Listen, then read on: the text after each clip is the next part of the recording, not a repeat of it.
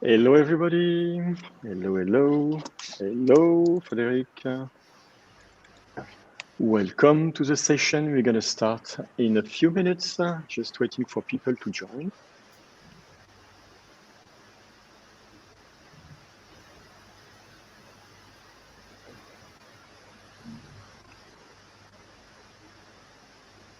Hello, Michaela again. A lot of known faces. Great to have you guys. Thanks for joining. We're going to start in a few minutes.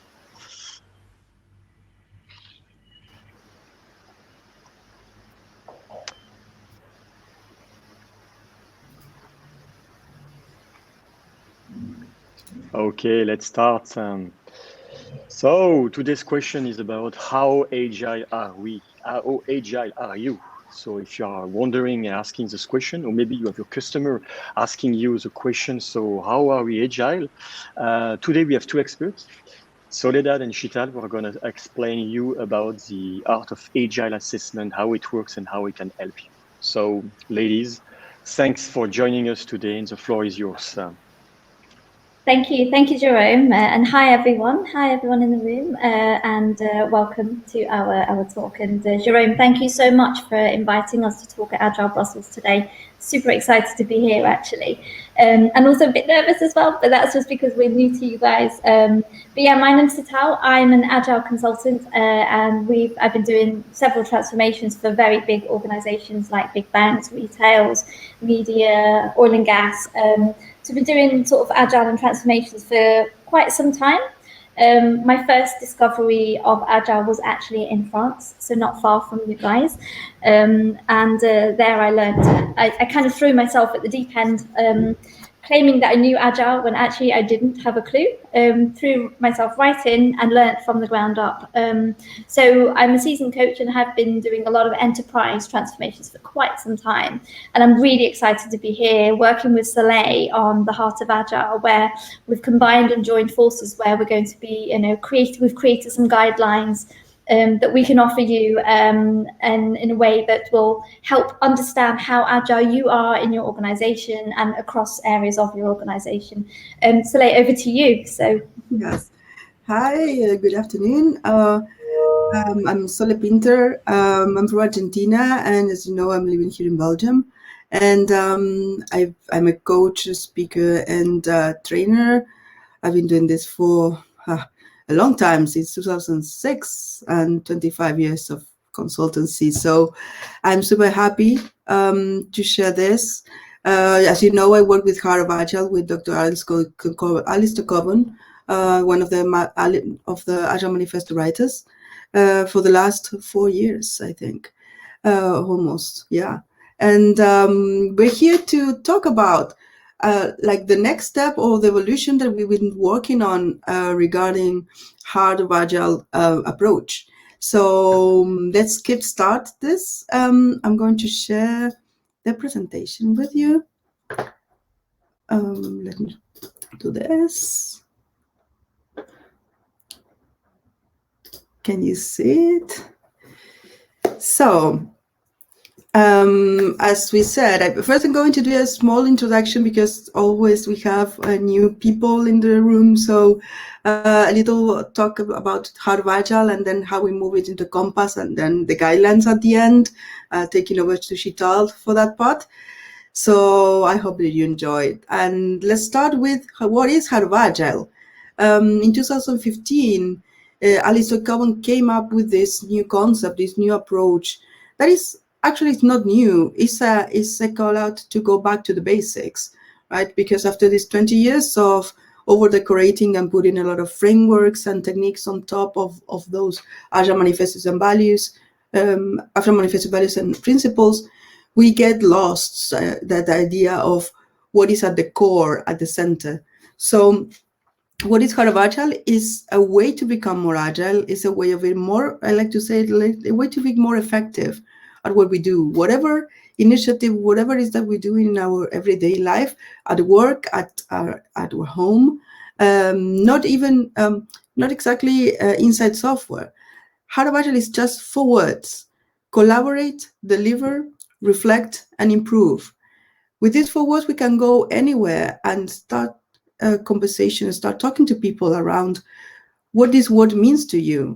This word for me speaks as the center of teamwork.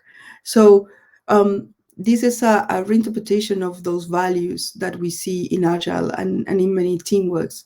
So is a Heart of Agile a framework? This is a question that we get a lot of time when we talk about Heart of Agile. No, the idea of Heart of Agile is a reminder, a tool. Alice like to say is like a mandala, and that you just keep it there in the fridge and you stare at it. And for me, it's a compass. I lately, these last 2 years, I've been developing this concept of how to use this as a compass to navigate complexity. Because we have these 4 words that we are like quadrants of different topics that you can put in these different quadrants, right? If you take each of these quadrants, collaborate, deliver, reflect, improve, and we open it up, we find that if we need to talk about collaboration, to collaborate, we need to talk about collaboration, we need to talk about trust, we need to talk about culture. And in the case of deliver, we need to talk about how we are managing our internal flow, if we are delivering to learn about what we are delivering. We need to deliver for income. So we have that return of investment, the sooner the better. When we talk about reflect, we need to pause. That is what I love about Heart of Agile, is that separates reflect from improve. In the manifesto, we have inspect and adapt all together.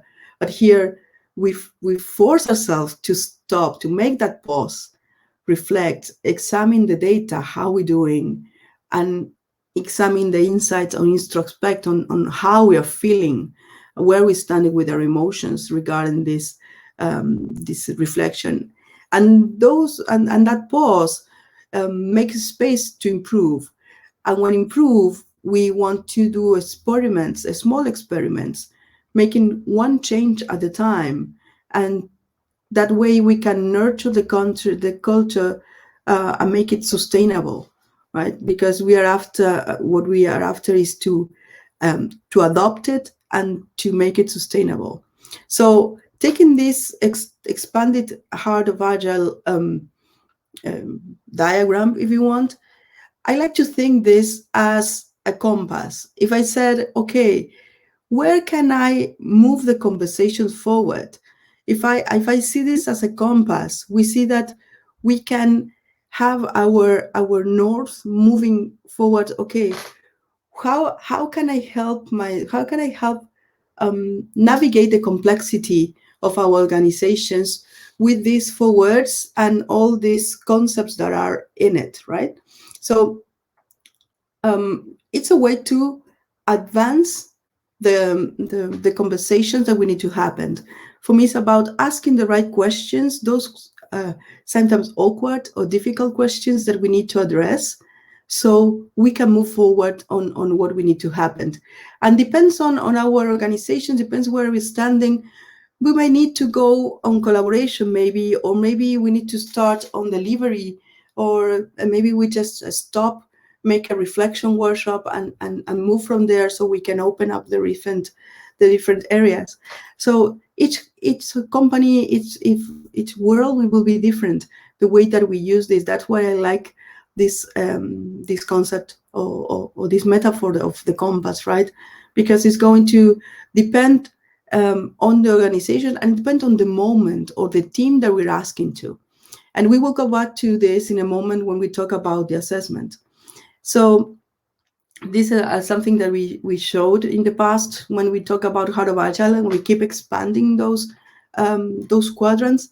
We will find a lot of different topics, techniques. I invite you to think of something that is not there, and or think about a technique that you know, and I'm sure that may fit in some of those 4 quadrants. It's a nice exercise. We try to keep it up to date and to change, and every time we find something new, we try to squeeze it there. This is just an example of for you to understand and how complex can be these 4 words, right? And at the end, what we like to remind you is to check that compass. Check that compass and what is the direction that we want to move forward, and which is the conversation that I like to start tomorrow. Which are these conversations that I've been talking about? Okay, which are the questions? Which are the conversations? So, for example, if we talk about collaboration, right? We like to talk about increasing the quality of listening. That's the first thing that we say as a takeaway, like how we start. Increase the quality of listening, enhance in meaningful conversation. And some of the questions, as you can see here, has to do with which are the attitudes and actions that can help us improve our collaboration with other teams? How can I help to improve our collaboration? What actions can I take tomorrow? These questions started as a collaboration. Some of these questions are inspiring a collaboration that we made in Latin America with other colleagues, because we wanted to start exploring the questions that are inside these 4 quadrants. And that's what later I developed as a compass, and then Wichita we develop as a guideline. So if we talk about culture, so a question that always comes up is, our goals and executive rewards are aligned across the organization? Do we have our objective aligned, or we are competing between each other? Because that's so common, and we are so used to that. And when we forget that the competition, if there is any competition, is outside the way we're working, right? So, and how can I help to improve this agreement? How can I make it a little better tomorrow? Regarding deliver, we like to say deliver small and soon. Prove the world, touch the world side to see how it reacts. If we are delivering is the right thing. In this case, we talk about the internal flow. We talk about trying to identify the bottlenecks, try to see how we are, how efficient is our workflow, right? How can I make it more effective? How can I help unclutter this bottleneck station that we may detect? These are some examples of a series of questions that we have for each of these areas. Regarding deliver for learning, one of my favorites has to do with learning socially, technically, about the risk, about the people that we have in our teams. So we want to see which are the partial deliveries that we need to put out there to learn from the feedback. Do we have the right people in our teams from a technical perspective, so we can get better and we have the right skills in it? Which are the risks that we identified and how we can help mitigate them, right? In this with these partial deliveries, we can test that. So this different aspect of delivery for learning has a lot of different access that we can explore. Reflect. Let's pause. As I mentioned before, check the data.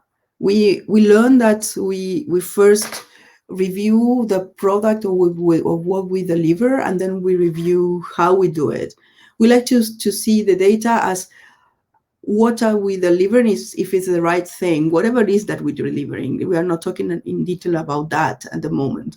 So which are the decisions that we can improve with more information? Which information is missing?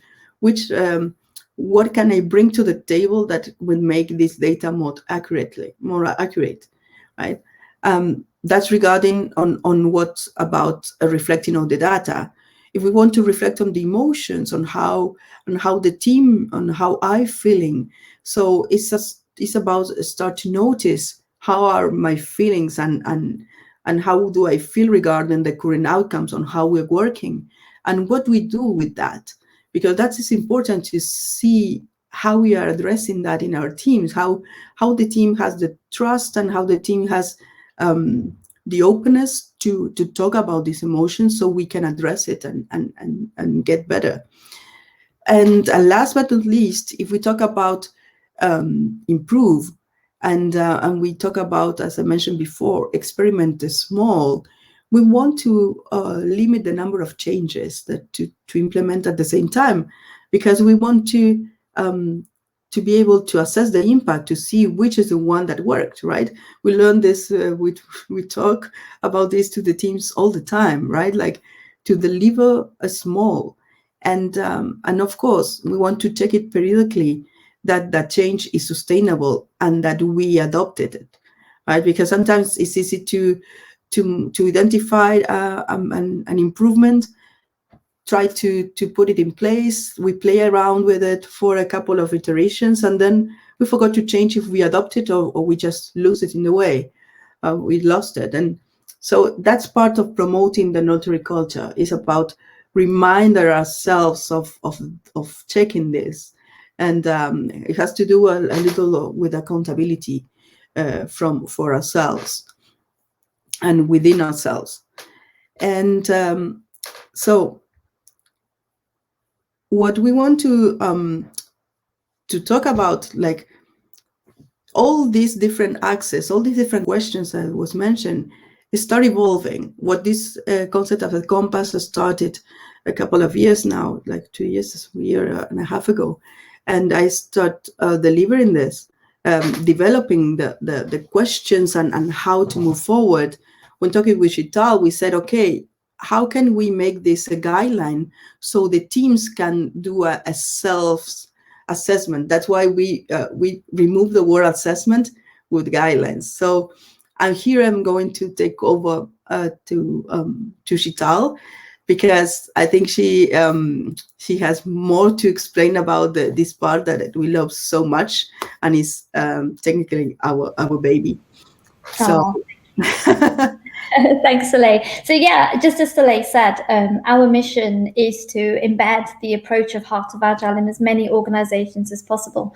And we've actually already started the ball rolling with some great organizations already, and we've actually been able to actually collect information around that and really get to the crux of understanding, what is the Heart of Agile? What does it mean to an organization? And how can we implement it in a way that makes sense, but not only makes sense, but applies a bit more of the human approach into companies?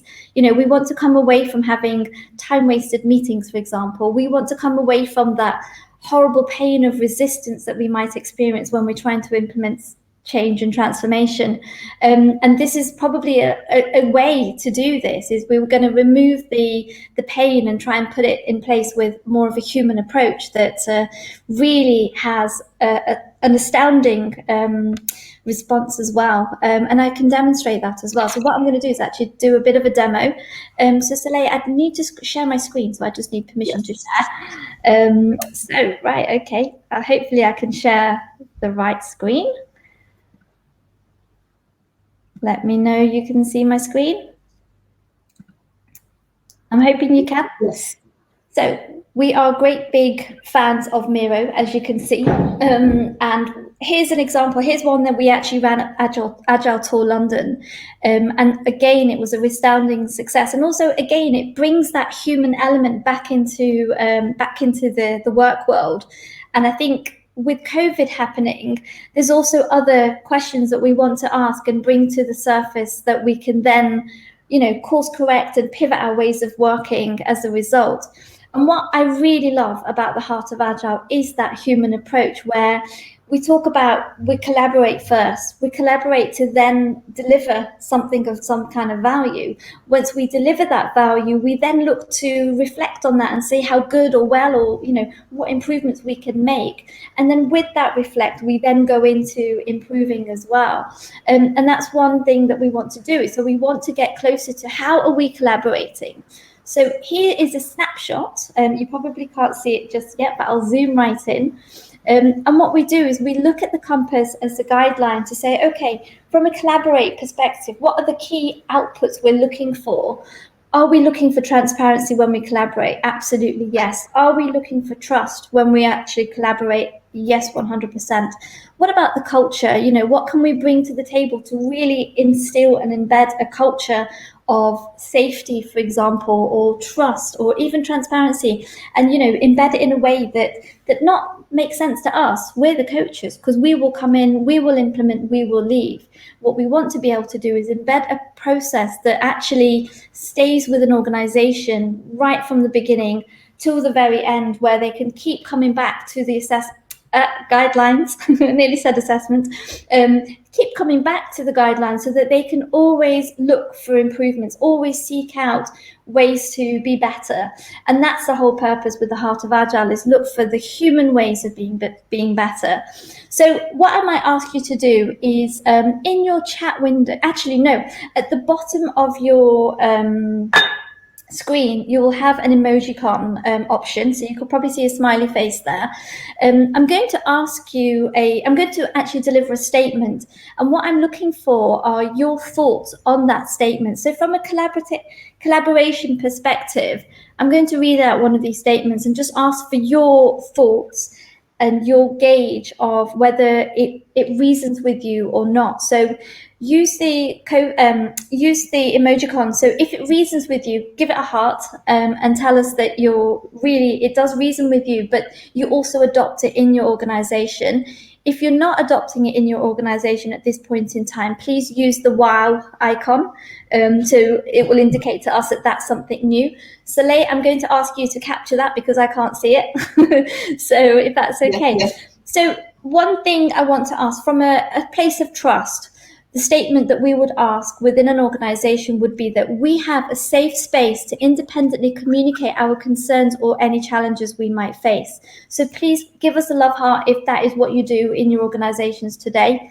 Or please put a big laughing icon if you feel that we're not quite there yet, and or put a wow in there if you feel that you're not there at all. And Soleil, you could feedback and tell me what you see.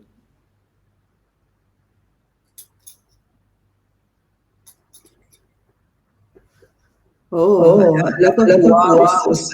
Wow. Okay, that's interesting. That's really interesting. So creating a safe space to have a voice within an organization is something of great value. And actually being able to voice your challenges can actually save the company a lot of headache in the future.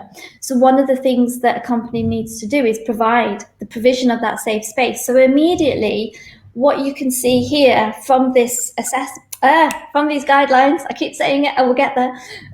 What you're seeing from these guidelines is a way of realizing that, yeah, your people need a safe space. And that's one of the things around Collaborate. If you give them that safe space, you'll get better collaboration, you'll get better productivity as a result of that. So this is one of the key things we'd be looking for. And we have a whole plethora of questions in the space of Collaborate that we would ask your teams to help us answer. And we do it in a fun way, as you can see here.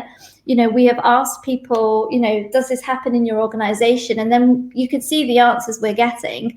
And it feels like one of the key things is having that work-life balance that's really kicked in for some organizations, but not all. So if we move now into the delivery space, I will zoom in on a question, maybe around, well, statements even. So we're trying to avoid asking direct questions. What we're trying to do is actually implement a series of thinking triggers. So all of our statements are around triggers thinking. So here's a question for you. So please use the emojis again. Let's just see, what can we use for you? Okay, here's a good one. So we're delivering for value. So our end customers are the ones that are at the receiving end of the work that we do. So if I share the statement, our business stakeholders capture feedback from real customers and end users. Please use the emojicons again to tell me if that's true or it's something that you need to work on. So again, the heart telling us it's true, we use it in our organization, we have got access to our real customers, or wow, we're not there at all, or even the smiley face, okay, yeah, we're getting there. And Soleil, please share that feedback again.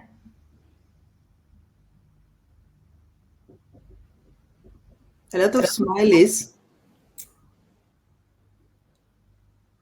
many smileys, one wow and one okay.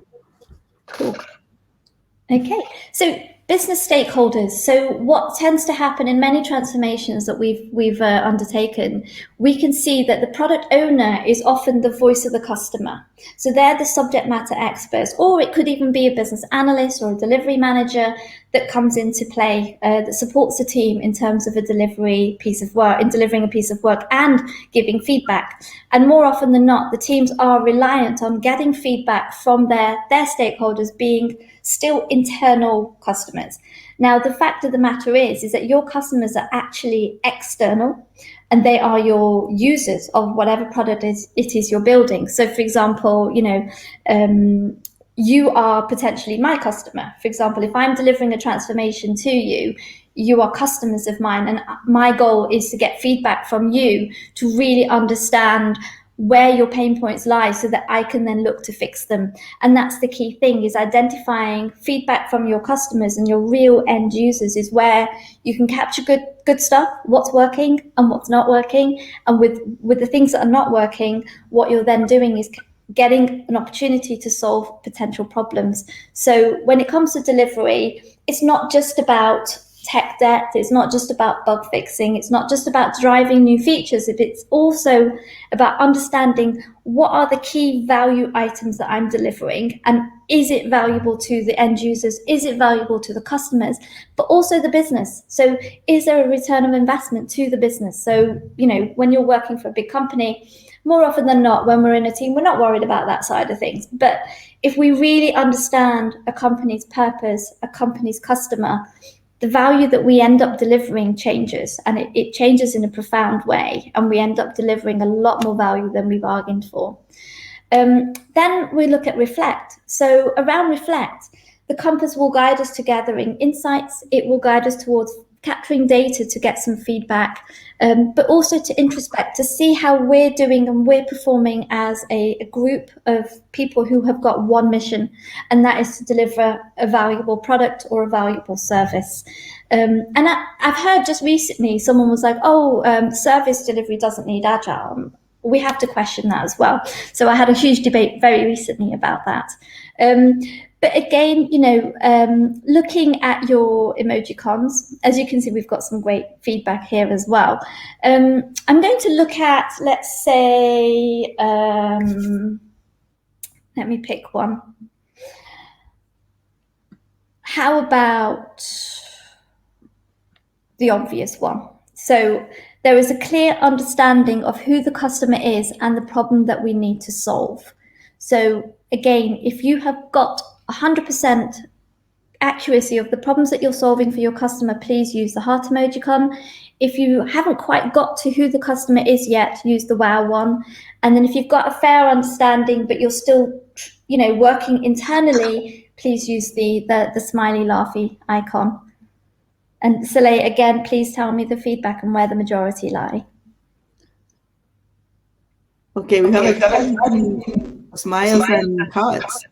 Oh, that's great. That's really great news. So, that's like music to my ears, that there's a full understanding that the value and the work that we do does have an end user on the other side. So that's really good news. In this instance, the one that we ran last time, we had 75% there.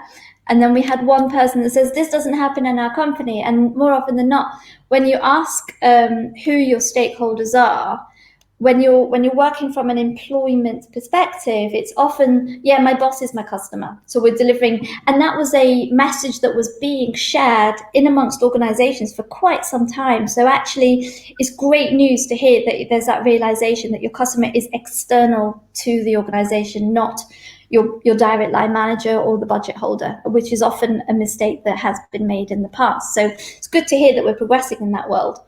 And then finally, to improve. When we improve, we're looking to make changes, and we're looking to make some big changes, and big changes take time. And also, when you do make a big change, big bang changes don't work. And I think a lot of us, if we're working in transformation, we understand that doing a big bang delivery is often leads to failure. And so what we're looking is minimal changes? What are the small changes we can make, and how can we make them? And do we have the capability to change them as well? So I think a statement I would like to make in this area of improve is probably around the opportunities for innovation. So we are all busy, and one of the common issues that come out of organizations is we've got too many meetings, no time to do anything. So my question and statement here is we seek to innovate through experimentation. Is there time to innovate within your organization? Please use your emojicons again. Thank you.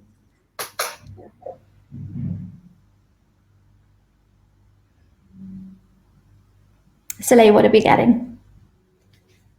Nothing yet. Hearts are coming. Oh, cool. Hearts. Wow. Ooh. Nice surprise. This is great. We've got some very, very strong Agilists in the room here.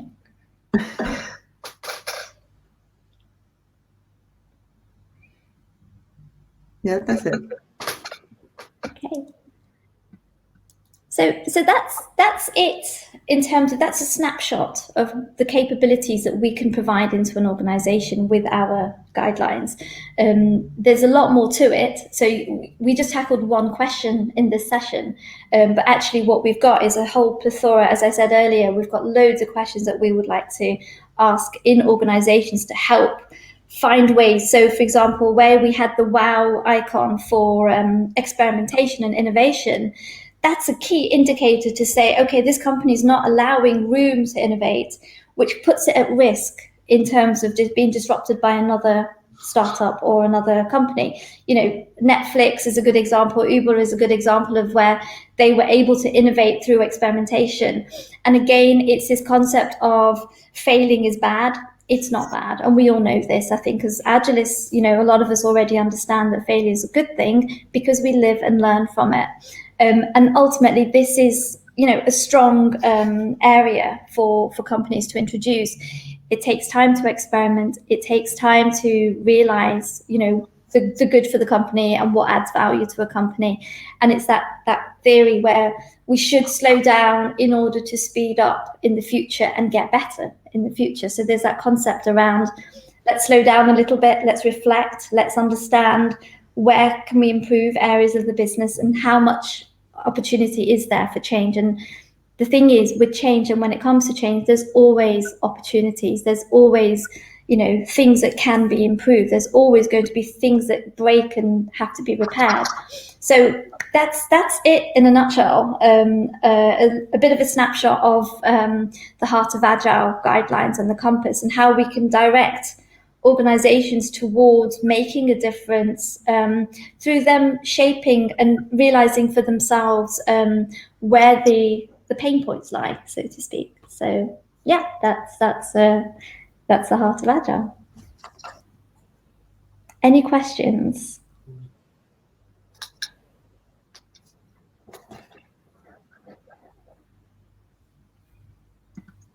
Guys, feel free to ask your questions in the chat or in the Q&A section. I think there is already one question. Oh, yes, here. Is the Heart of Agile workshop template available on Metaverse? At the moment, it's not. We are still refining the statements, but we do want to make it available, and we will make it available for download. So we can always, you know, capture your details, and we will then send you an email when it is ready. Yes. The idea is to because another one. The idea is, as Setil mentioned, this is a guideline with a lot of questions. Here, it was what we show you was a subset that we use in a workshop with teams, and so maybe we will free or publish those small version, so then we can keep exploring how to make a good report out of that, right? Because it comes with the questions for you to guide those statements, and then actionables that the teams can do after, can get to them. We move away from the assessment part. That's something that I wanted to say at some point, because it's not about an evaluation. It's about the self-evaluation. This is meant to be something that the teams can make themselves, right? It's not the manager. It's for them to self-improve, right? Yeah, and it's available at all levels, actually. So it is, we can run these statements across leadership, we can run it across middle management, and we can run it across teams. And I actually really like the idea of introducing it to the Miroverse, actually. So, thank you for that idea. I think it's Moosh. Sorry. Moosh. My apologies. I can't see it because it's so grayed out. I can't see the name. Yes. But I think that's a really nice idea, and it could certainly be something we might introduce, at least a subset, into the Miroverse. Because the thing is, going through these questions takes time, and it does need that kind of time for dedication and time to reflect and trying to, going through each one of the quadrants. So it's not just something you can do in a 1 hour session. It does take a bit longer than that. So it's almost like it's an integration piece that we'd need to figure out and, get access, bring access to from an organization's perspective. The other question? Yes, there's another question from Leitita. How do you manage to build questions? And I think that has to do with, I was thinking while Sheetal was explaining this part, the differentiator of this guideline has to do with the heart of Agile at the core, right?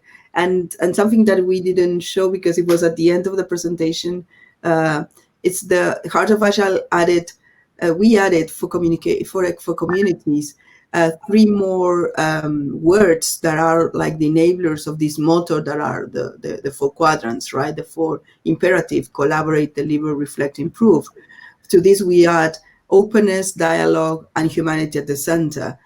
And based on, with that in mind, all the questions that you have has this tone, this voice that is related to the people, because we believe in people at the center. So I think that's the big differentiator on how to pose those questions. And then the statement that come after that make the guidelines also had that tone. We talk about we talk about the emotions, we talk about, not, of course, we have to talk about the product, we have to talk about the different aspects inside the organization, but also we don't forget that we are people. And if something that this pandemic showed us is that we are just one person for everything, right?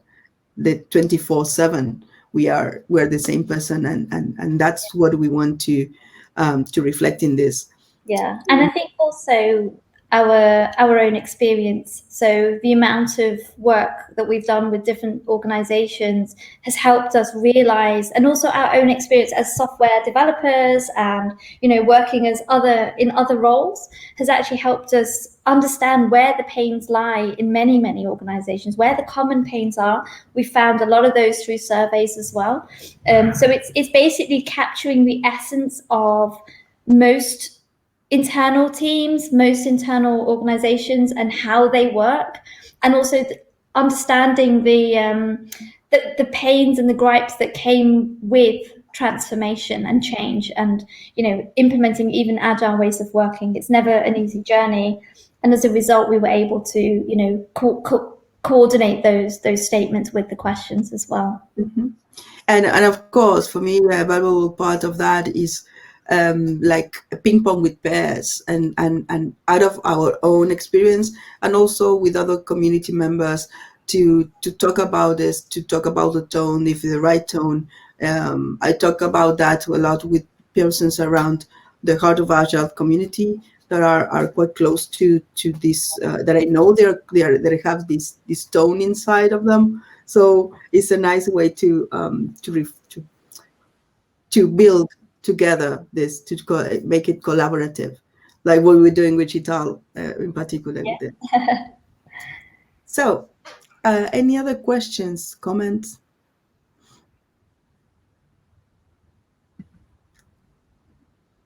This is super new for us. It's actually last week was the first time we mentioned it. So you're having it just right out of the oven. Yeah, cut out the oven. You did great. You did great. So And just in time, I think. it's perfect, but it's not over, guys. I'm sure you have questions. Come on, feel free to comment, to give questions. Yeah, and feel free to come on stage, of course. Yeah. We can welcome you on stage, yes, if you want to. No worries. Any feedback? Anything you would like to say? Any questions? I don't know. Remark? Come on.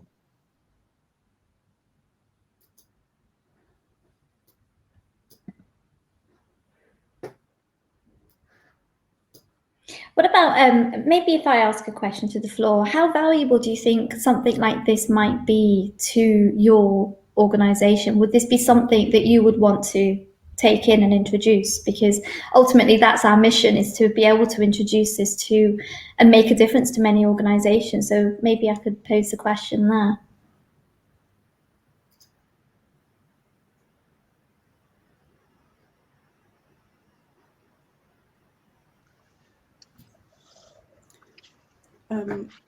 Use the chat to answer, yes.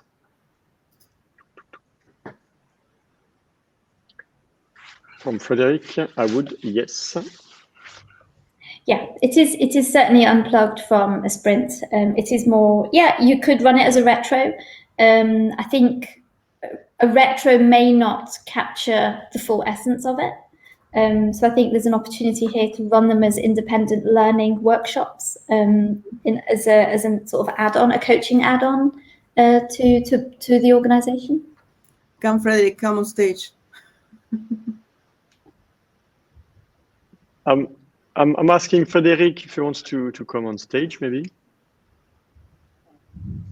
Sure, let's go.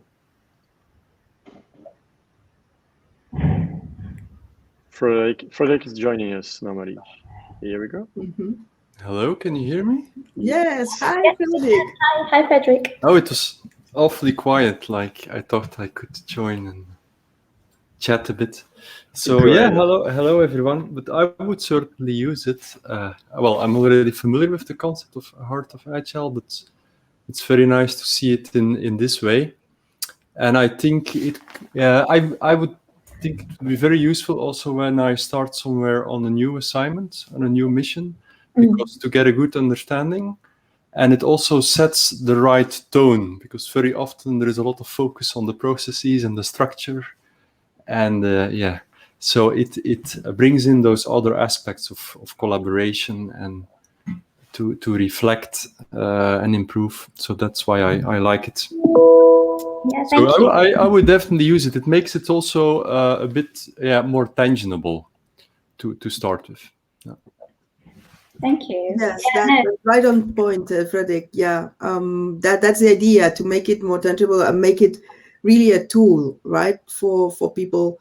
We know the Heart of Agile concept, the approach, the questions and the compass as a concept to ask questions, to invite people to move forward. But this is like one step further, just to make it more tangible and to give them the tool to do it. So yeah, well, happy that you can use it. Yeah. Valerie as well says that it would be very useful. Thank you, Valerie. I mean, it's still a nudge in the right direction. So, for example, it still would look at your tools, your processes, but it does it in a way that's not imposing, I suppose. And it's almost like kind of looking for that self-realization piece to say, wow, yeah, we need to experiment a bit more. How can we do that? What can we do? So it's to trigger those thinkings, but then to accompany it with on the other side. So, for example, when we run this in organizations, what we would do is that we'd run the guidelines first. We'd get an idea of what's working in the organization, what's not working, just based on what the people say. So it's all the people get the voice, really, and that's the key mission here, is to get the voice from internal rather than us pushing our agendas onto a company. It's the other way around. We've spun it on its head. And then what would follow on from that would be a coaching plan. So in that coaching plan, we'd be like, okay, well, let's find a way to start experimentations. Let's find a way to deliver more value to your customer. Let's find a way to streamline the way you're working right now because you're taking too long. Let's find a way to reduce the number of meetings, etc., etc., etc. So there's still an output that would happen on the other side that gets you to look at your processes, but in a way that's not evasive and not imposing.